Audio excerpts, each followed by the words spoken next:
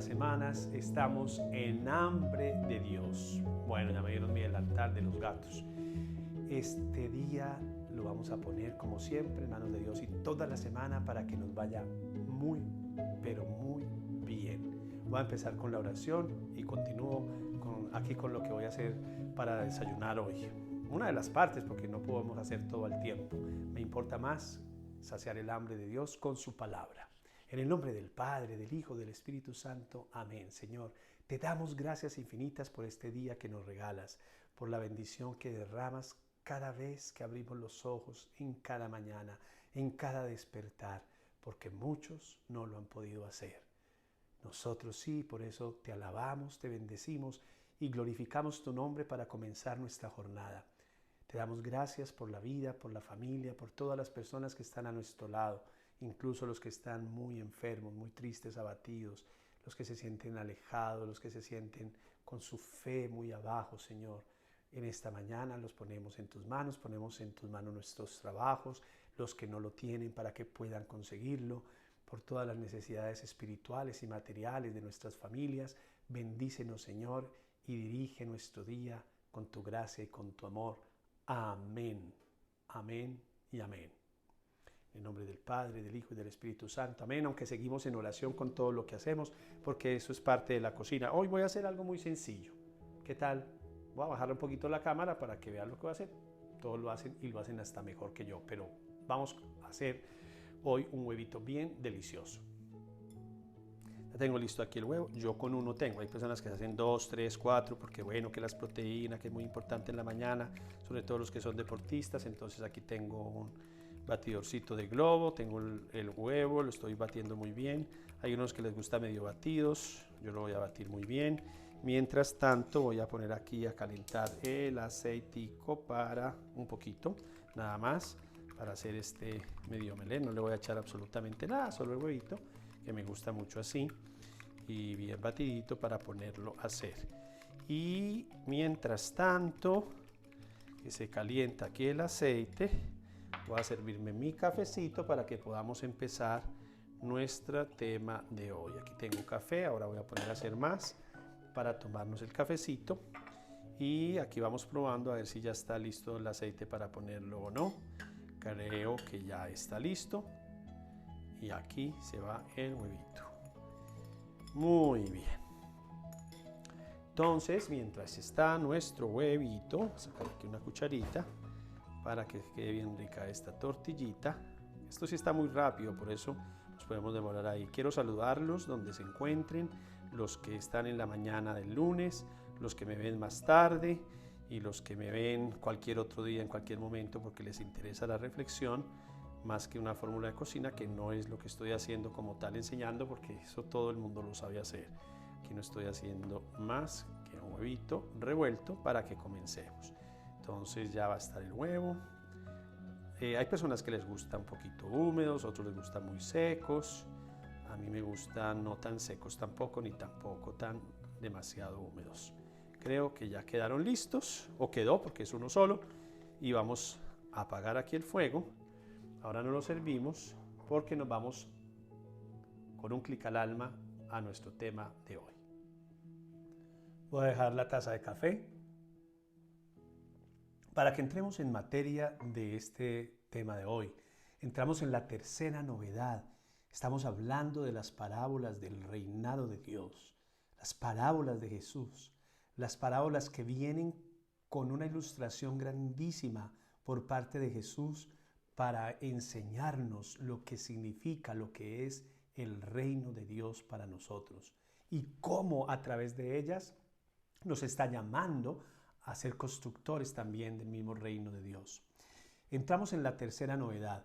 Ya hemos hablado de la novedad de la alegría, de la novedad que va a dominar al dominador, y hoy vamos a hablar de una tercera novedad de estas parábolas, que la vamos a llamar trabaja las conciencias en calma y en silencio, sin alborotos apocalípticos. Para esto vamos a hablar de tres cosas, pero antes vamos a leer la parábola para el día de hoy, que vamos a ilustrar y vamos a reflexionar en ella. Es muy corta, pero muy sustanciosa, como se dice, y más en términos aquí pues de cocina, lo que es sustancioso. Entonces nos encontramos en el Evangelio de San Lucas, capítulo 13, 20 a 21. Si tienes la palabra ahí, la Biblia, entonces la vas a abrir, Lucas 13, 20, 21. ¿Qué nos dice? ¿A qué compararé el reino de Dios? Se parece a la levadura que una mujer toma y mezcla en 3 medidas de masa hasta que todo fermenta. Palabra del Señor. Imagínense esa parábola. El reino de Dios se parece a la levadura de una mujer que toma la mezcla con 3 medidas de masa hasta que todo fermenta. Sencillo, pero miren todo lo que podemos sacar de aquí. Voy a tratar de ser muy simple, muy sencillo, muy sintético porque son muchos elementos. Pero voy a tomar 3 como tal para hablar de lo que significa esta parábola de Jesús sobre el reino de Dios, porque de verdad es preciosa. Primer tema, la sociedad del poder de dominio que actúa con apariencias, ruido y destrucción. El contexto inmediato de esta parábola nos señala que Jesús iba camino de Jerusalén, la capital del reino de David, en torno a la cual ha girado casi toda la historia de Israel. Eso lo sabemos. La ciudad construida sobre la montaña, no son como las montañas de muchos de nuestros países, pero ellos le llaman allí la montaña, la que no se puede esconder, la que alentaba a todo Israel en sus luchas por la libertad, la residencia de Dios y de su templo, la de la grandiosidad que maravillaba, pero que también era la ciudad muchas veces cuestionada y hasta maldecida por los profetas, la de los grandes ejércitos, la de la bulla de las cortes, la de los grandes palacios, la del poder de la riqueza y de la autoridad, la residencia señalada para el futuro Mesías, la que sus mismos discípulos pensaban que debería ser la residencia de Jesús, su maestro, y de ellos, que eran sus discípulos, que soñaban con estar uno a su derecha y otros a su izquierda. La religiosidad popular, cuando está al servicio de una mentalidad de poder, reviste también de poder y de grandeza las manifestaciones de Dios. La gente del tiempo de Jesús estaba dominada por una mentalidad religiosa que era apocalíptica, según la cual Dios se debía manifestar a través de formas terroríficas para implantar su reino en poder eterno y sobre todo destruir a los que no guardaban la ley.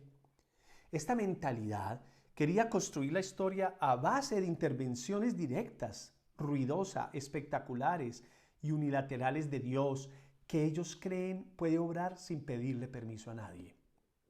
Jesús, en cambio, frente a esta situación, palpaba cómo Dios actuaba en él y en mucha gente del pueblo de una manera silenciosa, pero efectiva, puesto que se trataba de un acontecer de Dios en el interior de cada uno.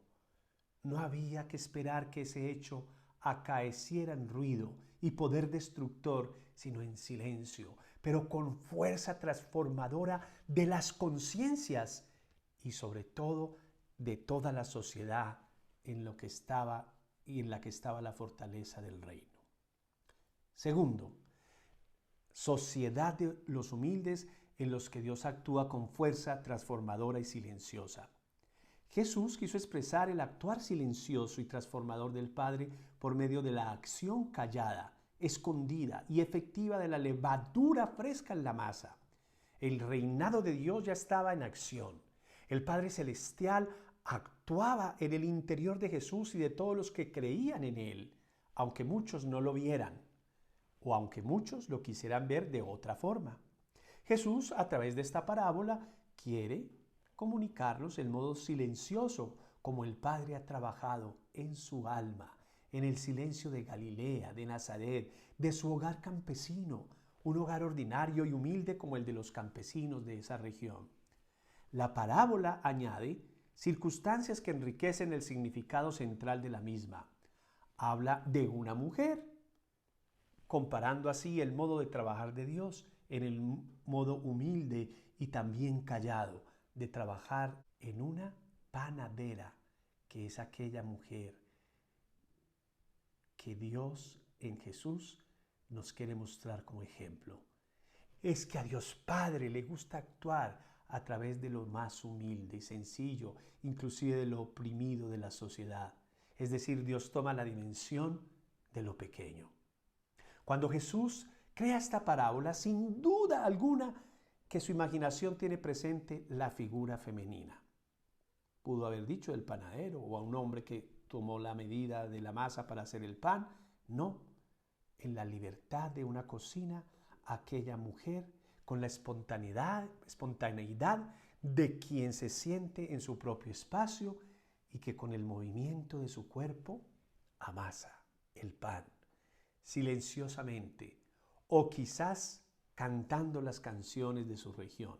Como muchos de nosotros nos metemos a la cocina, como yo aquí en Hambre de Dios, preparo el cafecito o el jugo, la arepa, el huevo, en fin, y lo hacemos con alegría, cantando muchos o poniendo música para estar muy alegres. Aquella mujer seguramente lo hacía. Es esa mujer explotada por el machismo, excluida con tantos falsos argumentos del mundo religioso oficial, que pasaba y sigue sucediendo hoy en día, confinada a las cuatro paredes de la casa, sin poder disfrutar de esos derechos que la harían un poco más feliz, quizás y un poco menos marginada. Esta es la inspiradora de esta bella parábola que enseña cómo es el trabajo del reino. Esta es la clave, cómo trabaja el reino y cómo debe ser el trabajo, por lo tanto, de las comunidades, de la iglesia, de la familia como iglesia doméstica. Este es el trabajo del reino, como la levadura en la masa. Tercer y último punto, la conciencia de Jesús frente al silencioso trabajo del Padre Celestial. Debemos convencernos, mis queridos hermanos y amigos, que el reino, que es el proyecto de Jesús, llamémoslo así, el reino es el proyecto de Jesús, ya está en acción. Aunque muchos no lo vean actuar, aunque muchos lo quisieran ver de otra forma, compitiendo en poder, en ruido con otros proyectos de la tierra, la misteriosa acción del reino puede ser puesta en marcha por quien uno menos cree. La acción del reino, que es una acción de transformación de la conciencia, actúa en secreto, sin buscar bullas ni reconocimientos externos. Tantos siglos que han pasado y aún siguen las cosas así en las iglesias. Sobre todo quienes tienen el poder, quienes ejercen una jerarquía, un puesto en las altas jerarquías, con mayor razón actúan de esta manera, con ruido, para ser exaltados, pero con poca caridad y poca misericordia.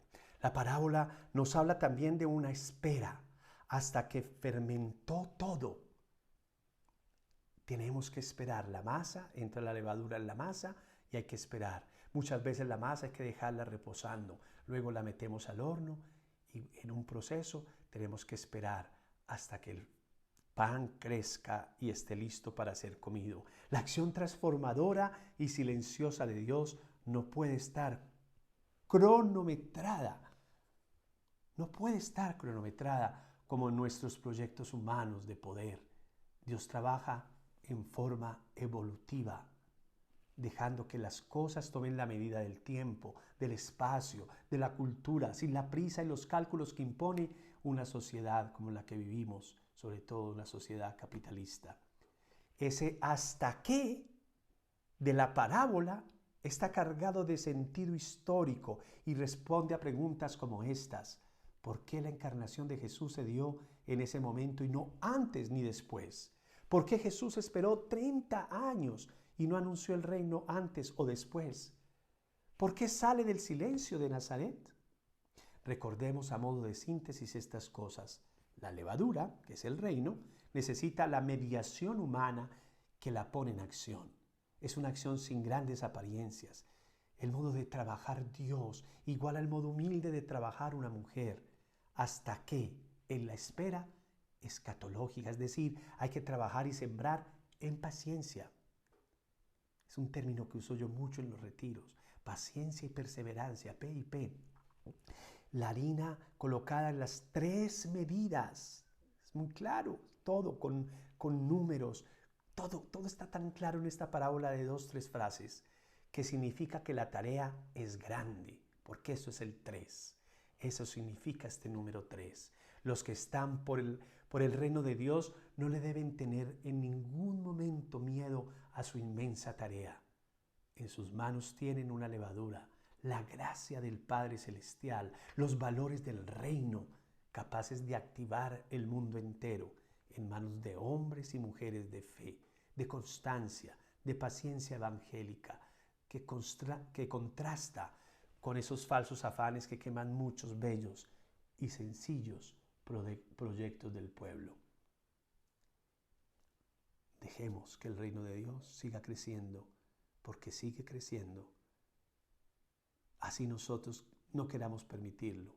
Así haya personas que ostenten el poder dentro de las iglesias, de nuestra iglesia católica, de cualquier iglesia, el reino de Dios sigue creciendo en la medida en que tú, en tu corazón, lo dejes actuar y silenciosamente, en amor, en paz y en paciencia, da su fruto, el fruto esperado. ¿Cuál es? Tu salvación y la mía. Entramos a esta sección que llamamos preguntas y respuestas, que quiero siempre hacerla muy breve, aunque es difícil porque hay preguntas que son muy amplias, como la de hoy, que me la dice Juan Pérez por allá de Carolina del Norte. Un saludo para ti, Juan, para la familia. Gracias a todos los que se comunican conmigo, viendo hambre de Dios.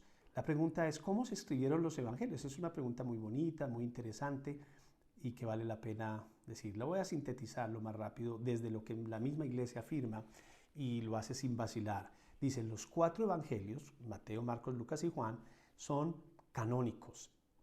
Es decir, lo dice el Concilio Vaticano II en la Constitución Dogmática Dei Verbum, que es sobre la palabra de Dios. Dicen, los 4 evangelios transmiten fielmente lo que Jesús, Hijo de Dios, viviendo entre los hombres, hizo y enseñó. Eso por un lado es muy claro.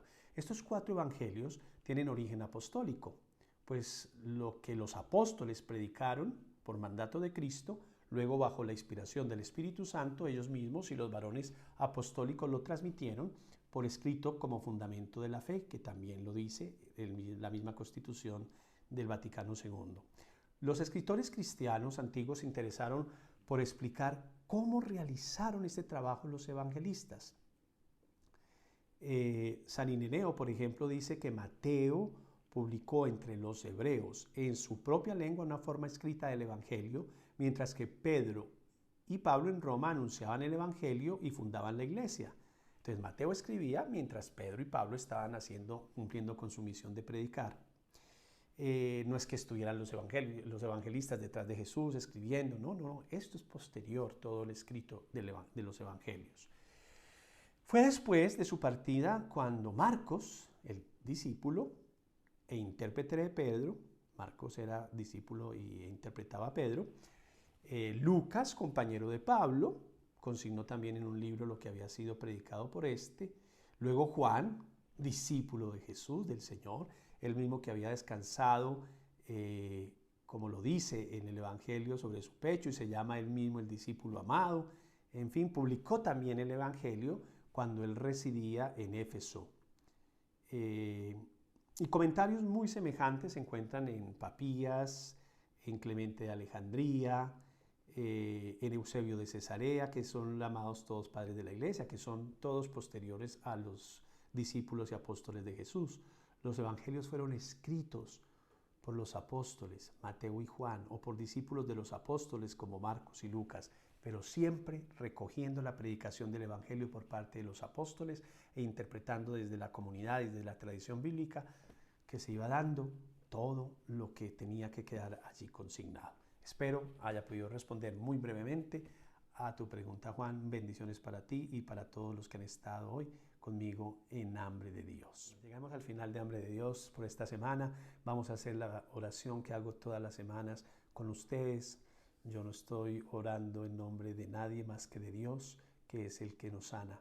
Nosotros oramos como intercesores porque todos estamos llamados a orar unos por otros, a interceder unos por otros y a pedirle a Dios que derrame su bendición, su sanación, si conviene para nosotros y para los enfermos. Cerremos los ojos y digamos: Señor, te damos gracias por este día, por esta palabra que nos alimenta, que calma nuestra hambre.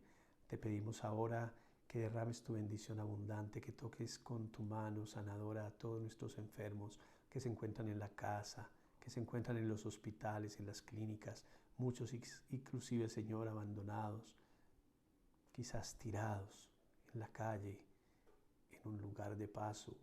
Señor, bendice, toca a los enfermos, dales la salud, fortalécelos en el dolor, aliviales su llanto, su tristeza, que no se sientan solos, que sientan cercana tu compañía, Señor, porque muchas veces la soledad los mata más que la misma enfermedad, Señor, porque muchas veces la familia les abandona, aún teniéndolos en la casa, los tienen en el último rincón. Señor, bendícelos, fortalécelos con tu amor, con tu misericordia, con tu paz, Señor. Bendito seas, Señor. Yo te alabo, te bendigo y te glorifico por el amor que nos tienes, por el amor que tienes y derramas sobre los que sufren y sobre los que están tristes. Amén. En el nombre del Padre, del Hijo y del Espíritu Santo. Amén. Bueno, mis queridos hermanos, les deseo una feliz semana, que este lunes y toda la semana, que es la semana anterior ya a iniciar la Semana Santa, esté llena de positivismo, de alegría, de energía, de ánimo, de no dejarnos de caer por nada, así nos sucedan cosas difíciles. No dejemos de confiar, de tener totalmente la fe puesta en el Señor que todo lo puede. Un feliz día y una muy feliz semana para todos. Si te ha gustado este video, suscríbete al canal, activa las notificaciones, escríbeme también para que podamos interactuar y por supuesto comparte con otros.